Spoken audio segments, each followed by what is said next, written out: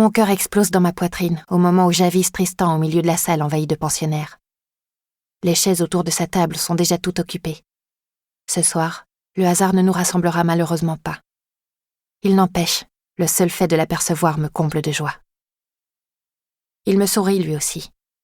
Je ne m'en étais pas rendu compte hier dans la pénombre de la nuit, mais ce soir, à la lumière éclatante des lustres, je mesure à quel point sa réclusion l'a éprouvé.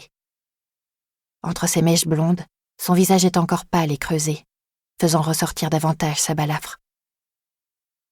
Le ballet des servantes et des plats m'emporte, rythmé par la conversation de mes voisins de table. Chacun rivalise de belles manières et de bel esprit pour montrer qu'il maîtrise l'art courtois et l'art de la conversation. Il me faut supporter ce babillage insignifiant 1 heure durant, alors que mon cœur ne se languit que d'une seule personne au monde. Barvock donne enfin la permission de se lever d'un geste solennel de sa pince droite. Tristan et moi, nous nous frôlons avant de retrouver nos dortoirs respectifs. Ce ne sont que quelques instants volés au rythme trépidant de la grande écurie. Une poignée de secondes arrachées sous le nez des professeurs et des élèves ignorant tout du pacte qui nous lie. Mais le moment fugace où nos mains se touchent vaut bien l'attente de toute une journée. Tristan ne peut me glisser que quelques mots à l'oreille. « J'ai des nouvelles pour toi, belle Hermine. Demain soir, au cours d'art vampirique, faisons équipe. Nous aurons plus de temps pour parler. » À ces mots, il est happé par le flot des garçons regagnant l'autre aile du bâtiment. La journée du lendemain s'écoule dans une tension sourde. C'est la toute dernière avant le début des épreuves. Malgré mon impatience de retrouver Tristan, je me concentre sur les leçons. Dans la salle de classe, il règne un silence studieux, sans bavardage ni distraction. Toute l'attention des demoiselles est dirigée vers la compétition qui va bientôt commencer. Ma détermination à être sélectionnée pour le rituel est plus forte que jamais, et je suis résolue à ingérer toutes les informations disponibles afin d'augmenter mes chances. Je m'efforce de saisir les subtilités du cours d'art courtois, ma matière la plus faible. 4 heures durant, Barvock nous fait réviser les manières de la table. C'est que l'épreuve d'art courtois se déroulera demain sous la forme d'un souper officiel, auquel participeront des courtisans venus spécialement du palais. Nous aurons l'honneur de recevoir la comtesse de Villeforge, également connue à la cour sous le plaisant sobriquet de Madame Étiquette, se rengorge Barvock. Arbitre absolu des usages, c'est elle qui a personnellement établi le plan de table. Et c'est elle qui sélectionnera les 6 filles et les 6 garçons les plus polissés. Le souper lui-même n'aura pas lieu à 7 heures, comme vous en avez l'habitude, mais à 9 heures, un horaire qui sied davantage aux seigneurs de la nuit. Je ne saurais trop vous recommander de prendre la collation que les domestiques vous apporteront dans vos dortoirs en début de soirée, pour tenir le coup jusque-là. Le café vous stimulera. Ce breuvage est le meilleur allié des courtisans mortels pour rester éveillés toute la nuit en compagnie des immortels. Et la cour en fait une consommation considérable. Quant aux amuse-bouches, ils vous caleront l'estomac. Il vaut mieux arriver à table sans avoir trop faim. Il renifle d'un air supérieur. Rien n'est plus grossier que de se jeter sur la nourriture à peine servie, comme de vulgaires paysans faméliques. L'après-midi, au cours d'art équestre, je me concentre comme jamais pour faire effectuer à Typhon les figures de dressage les plus sophistiquées.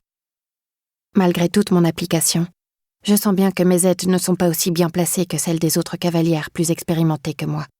Mais les talons enchaînent les voltes et les changements de main, comme s'ils lisaient dans mon esprit davantage que dans mes mollets et dans mes rênes. Espérons qu'il en soit de même après-demain, quand je devrai effectuer un carrousel impeccable devant la cour. Le soir venu, après le souper, Madame Thérèse frappe dans ses mains pour ordonner aux servantes et aux valets d'évacuer les tables de la salle de gala. « Mesdemoiselles et messieurs, formez vos couples pour le cours d'art vampirique de ce soir, le dernier avant les épreuves. La gigue sans repos !» annonce-t-elle énergiquement. Les petits yeux de la gouvernante brillent d'excitation en annonçant cette discipline. Je fends la foule des pensionnaires qui se cherchent fébrilement jusqu'à Tristan, comme une évidence. Il a repris des couleurs depuis la veille. Sa veste de soie grège accroche la lumière des lustres, mais il n'a pas besoin de ces luxueux vêtements pour rayonner, lui dont le cœur est simple et sauvage comme le mien. Un garçon des forêts que la cour n'enfermera jamais dans sa prison dorée. « Chers pensionnaires, j'espère que vous êtes en forme !» tonne la voix tranchante de Lucrèce. Comme toutes les meilleures choses, la gigue sans repos est à la fois délicieusement addictive et mortellement dangereuse. De nombreux courtisans y ont perdu la vie, mais au moins ont-ils péri le sourire aux lèvres. Je porte mon regard à l'avant de la salle de gala, désormais débarrassée de tous ses meubles pour dégager une vaste piste de danse. Lucrèce et Surage se dressent au bout du parquet ciré de frais, aussi lustré qu'un miroir, dans lequel se reflètent les pendeloques de cristal illuminant le plafond. Pour la première fois, les deux écuyers ont délaissé leurs sombres habits de combat faits pour se fondre dans la nuit. Lucrèce resplendit dans une longue robe en mousseline de soie vermillon, au col festonné d'une magnifique collerette en plumes d'ibis rouge. Plus que jamais, elle ressemble à un oiseau de proie majestueux et mortel.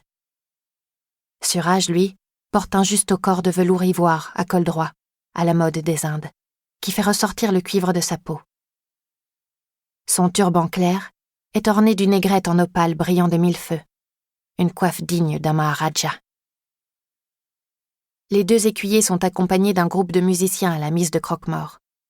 Au-dessus de leur livrée noire s'ouvrent des visages blêmes aux joues creuses. La gigue sans repos est l'une des danses les plus en vogue à Versailles, reprend Lucrèce. Moins technique que le menuet, plus intime que la courante. Les deux futurs vainqueurs de la gorgée du roi seront amenés à la danser à l'issue des épreuves dans la galerie des glaces. Considérez cette session comme un entraînement. Elle se tourne vers le funèbre orchestre. Les violons du roi nous font l'honneur de leur présence ce soir. On dit que les vrais artistes doivent être prêts à tout sacrifier à leur art. Si les castrats italiens renoncent à leur virilité pour préserver la pureté de leur voix, c'est leur jeunesse que les violons du roi sacrifient à leur musique envoûtante. Comme chaque fois qu'elle expose les horreurs raffinées de la cour, l'écuyère semble se délecter de ses propres paroles, les savourant du bout de ses lèvres laquées de grenin. Surage, lui, garde ses yeux sombres obstinément rivés au sol. Vous connaissiez le charme capiteux des roses vampiriques, poursuit Lucrèce. Sachez que les violons vampiriques sont plus ensorcelants encore. Une merveille façonnée par les ténèbres. Chaque violon est taillé dans un érable qui a été quotidiennement arrosé du sang d'un musicien, depuis son enfance jusqu'à l'âge adulte. Ainsi, l'arbre et l'homme ont grandi ensemble. Que dis-je, les forces vitales de l'homme se sont transférées dans l'arbre.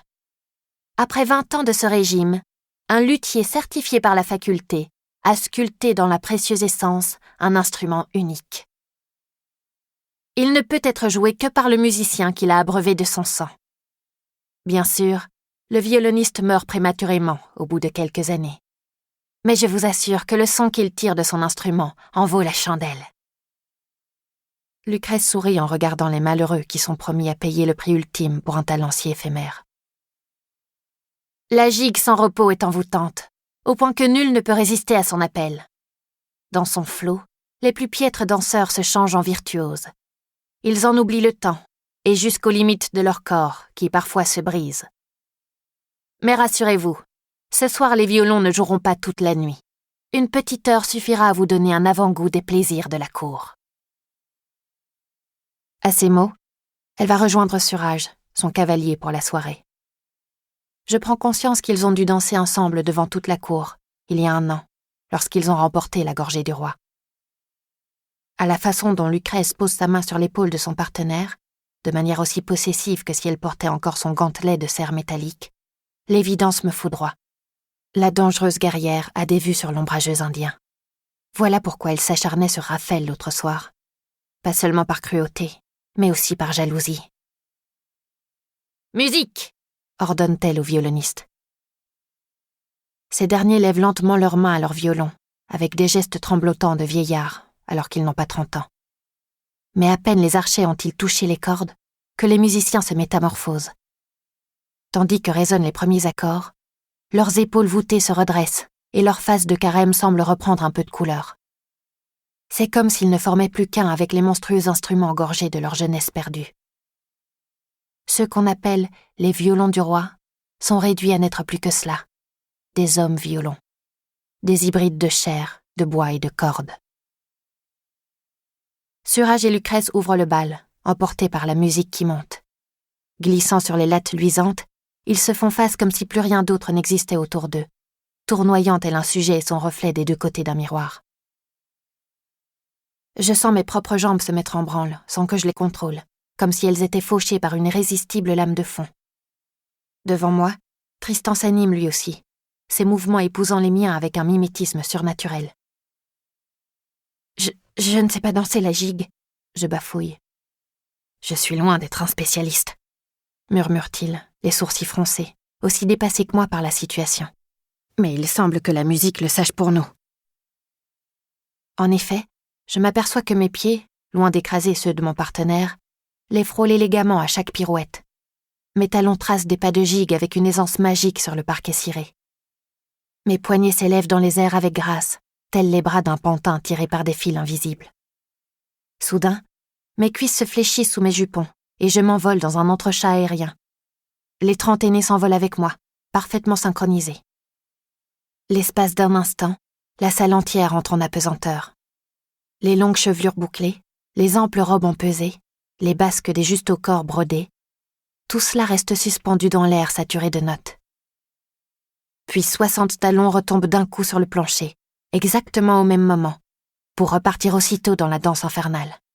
« C'est prodigieux !» je chuchote à Tristan, au moment où ce pas que je ne contrôle pas me colle à lui. « C'est abominable !» rectifie-t-il dans un souffle, avant que la gigue l'arrache violemment à moi. La salle tangue devant mes yeux, les lustres de cristal, les rideaux de velours, les croisées dorées, emportés dans un tourbillon de folie. La danse échevelée fait voltiger ma robe de damas. L'odeur d'encaustique remontant du parquet me fait tourner la tête, jusqu'à ce que la houle me heurte à nouveau à Tristan. Ses lèvres frôlent mon oreille, y glissant quelques mots essoufflés que moi seul peux entendre sous le couvert de la musique. Il suffira que l'un de nous soit sélectionné pour déclencher le massacre. Le massacre ? Je répète. Avant que Tristan puisse me répondre, la gigue me l'enlève et il me faut attendre la pirouette suivante pour le retrouver. Le mouvement de la danse nous colle l'un à l'autre pendant de précieuses secondes. Il en profite pour me mitrailler de confidences chuchotées. Dès que les lauréats garçons et filles s'introduiront dans la chambre mortuaire du roi, les frondeurs infiltrés tueront les écuyers montant la garde.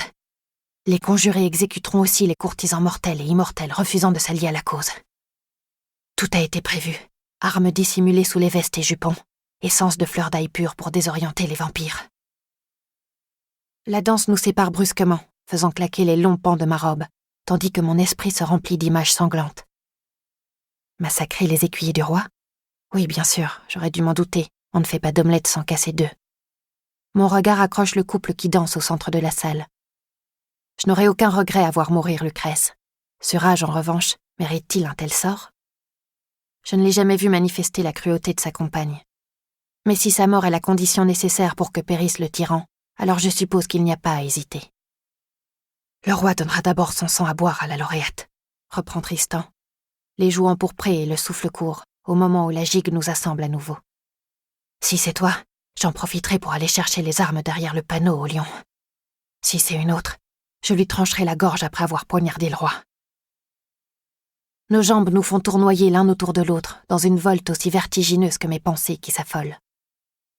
Au cas où je ne serais pas sélectionnée, et où tu entrerais seul dans la chambre mortuaire, tu devras agir de même.